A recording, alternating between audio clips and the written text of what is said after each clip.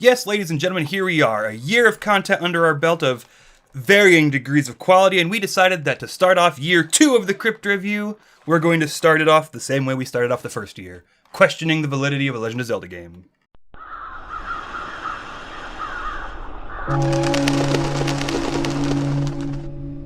When the trailers were first coming out, I personally said that this game looked like the game Nintendo should have been working on / releasing 10 years ago, and that's not entirely fair because that would have put it on the Wii. But it most definitely should have been, at this point, a Wii U launch title, something to help drive up the sales of a system that had nothing going into it. Another criticism, or I guess observation people made while it was being toted around in trailers, was that it looked like baby's first Skyrim, and that isn't exactly a fair assessment having played the game. It's actually probably something closer to baby's first Morrowind, just in the freedom that it offers you alone. So we're going to go ahead and take a quick look at Legend of Zelda Breath of the Wild, and I hope to Christ you like trailer footage, because I'm really not feeling up to risking another goddamn copyright claim by Nintendo right now.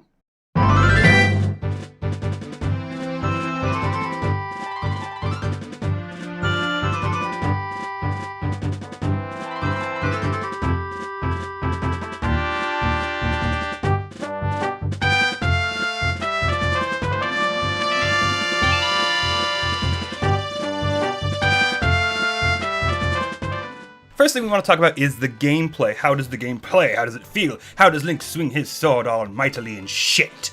Well, it plays like a standard Legend of Zelda. You just swing your sword a couple times, the combo ends, you start it up again, enemies take it and die. They're not breaking the mold in that department. But what does change is now instead of having sub-weapons like your boomerangs and your iron balls attached to chains, you instead have different kinds of weapons. Great weapons such as two-handed swords and axes, spears and halberds, and miniature swords and wands. Some swords actually double as boomerangs, and that you throw them, they come back, you press the A button, you catch it. Hoodly doodly do. It's not breaking any molds.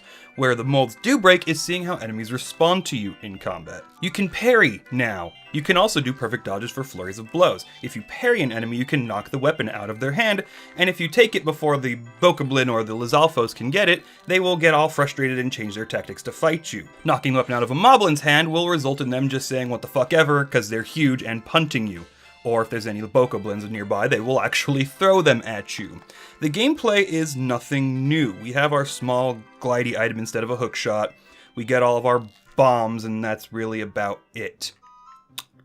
The game doesn't bring utility to the table. In the first hour and a half of the game, you're given all the tools you're going to need to complete the game. The glider, your bombs, a magnet to lift metal objects, some ice ability to make platforms and raise gates, and the ability to freeze things in time so you can smack them and launch them, and it's really funny. The gameplay does not excel in how you affect the world. What they have gone and done this time around is how the world reacts to Link. The aforementioned Bokoblins getting frustrated at Link, Moblins trying to kick him, Lizalfos stamping their feet and yelling at him, and basically everything else you can do. Enemies that pick up metal objects, you can magnet out of their hands. If they pick up, say, an explosive barrel, you can stasis it so that they have no idea what the fuck they're doing when they throw it. It's really fucking cute. One of the crowning moments of the playthrough that I was doing was when I was shield surfing down a mountain, a Moblin kicked me off the shield, I rolled down the mountain and died. I had never laughed at anything so hard in a game that wasn't a glitch before. And it was beautiful. However, the gameplay does have its issues. If you take heavy weapons, say, to knock down a Moblin, my Nintendo Switch drops to about 1 frame per 3 seconds until he stands back up. Yeah. I stated that hardware wasn't a big issue for me going into the Switch, but Nintendo really didn't optimize their game for the system, and it shows. The game struggles with frame rate, and that's even when it's not a bad Switch out of the box. But that brings up the question. So we know combat is nothing special, and the game focuses more on how the enemies react to you. So what about, say, dungeons? How are they?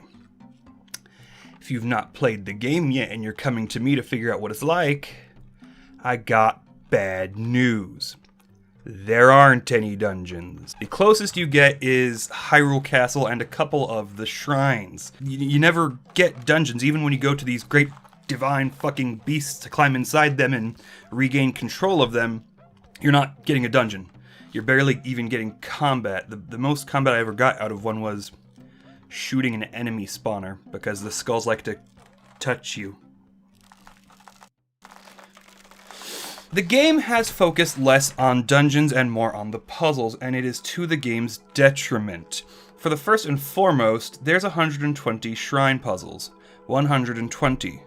120 shrine puzzles that you have to complete throughout the game in order to get the legendary green tunic that every Legend of Zelda has. 120 tiny one-room puzzles. The drama of that moment was completely destroyed. And a lot of them are cute puzzles that take 5 minutes to figure out at the longest, and others are ones where they are requiring you to use the never-endingly awful gyroscope controls that just piss me off and go, you know what, 100% in this game really isn't fucking worth it at this point. So what are the Divine Beasts? If we don't have dungeons, but nothing but one-room puzzles, what are they? They're one-room puzzles. These gigantic fucking mechanoids that you have to get to kill Ganon are just gigantic one-room puzzles. They have the same gimmick all over the place, and it's just rotate the room so you can do what you need to do. Rotate room, press button, done. A major flaw in the design is this complete lack of dungeons and this focus on puzzles. It gives the game zero depth to its play, especially when you consider in the first 40 minutes you're given all the tools you need to complete them throughout the game, and most of them just use the fucking magnet.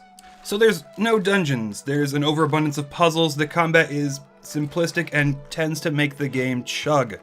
So what is there left for the gameplay? Well, it's nothing but exploration and cooking at that point. You can find 9 fucking 100 Korok seeds, or you can find stables for horses. Really, most of the game's content comes in the fact that they want you to explore this gigantic empty map the size of fucking Siberia. There's something to be said about the concept of in medias res, where you start a story in the middle and then kind of go back to show how we got to that point, help build up drama to it. And there's another thing for telling a story out of order, kind of like the way fucking Quentin Tarantino likes to jack off over the fucking Oedipus Rex. This game doesn't do that. This game starts you at the end and then just expects you to live with it. I don't know how else to explain it. Take a book, you start at the last chapter, and anytime a name you don't recognize comes up, flip through the book until you find that name on a page, read a paragraph, then go back to the end. That is how this game's story is told. We are promised through the trailers a big story where we're actually palling around with Zelda. We don't get that. All we get are cutscene memories of that having happened. And what this equates to is we don't get a story for the game. Legend of Zelda had evolved into being about Link's story as he travels through the world, trying to save Zelda, defeat Ganon, or whatever the fuck he's doing. We aren't given that. When we start with Link, we don't have the Master Sword, but every time we're told about the past or we get a memory, he has the Master Sword automatically. Zelda's already out trying to do whatever Zelda's trying to do, and every now and then we get our little colorful cast of characters who are one-dimensional and are given no screen time or development. You go, you talk to the chief of specific tribes, and it's like, oh, here's a short flashback of you talking to the person who you're trying to rescue the ghost of. Zero characterization, have fun. You are given a constant flow of cutscenes trying to build these characters, but they are so undeveloped. And not underdeveloped, undeveloped. Take Rivali, for instance, who is one of the bird people that you're helping out and you have to get the Divine Beast from. He's just Falco. He's got a grand total of 90 seconds of screen time, and the entire time he is doing nothing but begrudging Link for being the chosen one and him not getting to be the leader. That's it. He's just Falco. Great character building there. I don't like you because you're the guy in charge. Gee, I've been saved by Fox. How swell. And the game expects to be carried on this. Quite literally, the only reason why I did all the memories was because I was trying to get to the end of the game, see everything that I could that the game had to offer, and it's a big load of nothing. I don't care about the story because I take no part in it. I'm seriously opening a book at the end of the chapter. All the robots are on, the Divine Beasts are on, Ganon's there, go kill him now. We're ready to kill him. But in order to get anything out of that, I have to just flip through the book to random pages and hope that I can get enough to have a decent story. The story is non-existent. Understated, undertold, not fun, awful, a waste of my fucking time. So those are the 3 things that make up a Legend of Zelda game. Dungeons, story, and puzzles. The dungeons are non-existent. The story has already been told by the time we decide to show up, and we don't even get to play through it. We don't get to see its impact on the game. Without going into any spoilers, everything has already happened. We're just finally at the end of it. And then the puzzles are 3 of the same goddamn puzzles that you have to do over and over and over again throughout the entirety of the game. It lacks spirit, but it's incredibly fun to play. There's something to be said about a game that doesn't add a whole lot to the genre, to the formula, but still manages to be enticing. The game has problems. It is incredibly difficult starting out. I have 6 heart containers, I have 20 some odd armor, and I'm being one-shot by literally everything that touches me. And at that point, you're probably thinking, hey, Swanson, maybe you're in the wrong area. You know, it's kind of like Morrowind. They're letting you do things in any order that you want, but you have to deal with the heightened difficulty of going somewhere too early. Well, that's what I thought, except I'm going for the story critical path, and I'm still getting one shot by everything. I have 30 fucking armor, I'm 13 hearts, and I'm still getting 10 hearts of damage per hit. When you can get past that, scaling mountains, catching horses, seeing how wacky the reactions of launching a moblin off a fucking cliff are hilarious and fun. But it took me a grand total of probably 6 hours to get to that point. 6 hours until I was surviving hits, until I was enjoying the game, until I knew what I wanted to do and where I had to go. Because unlike Morrowind, which says, hey, maybe you should go here first, but really you can go anywhere, Legend of Zelda goes, you can go anywhere. I mean, here's this thing you gotta do, but I'm not gonna tell you which order it's in, because you're given the 4 divine beasts right off the bat, but they don't really give you a lot of information as to what order. And this led to me going to the camel first, which sounds awful, but actually breaks the game. The divine ability you get from killing the camel actually get 3 charges before like a 20-minute cooldown, and will allow you to 3-cycle any boss. These are hugely powerful bosses that take a lot of effort that one ability destroys them all.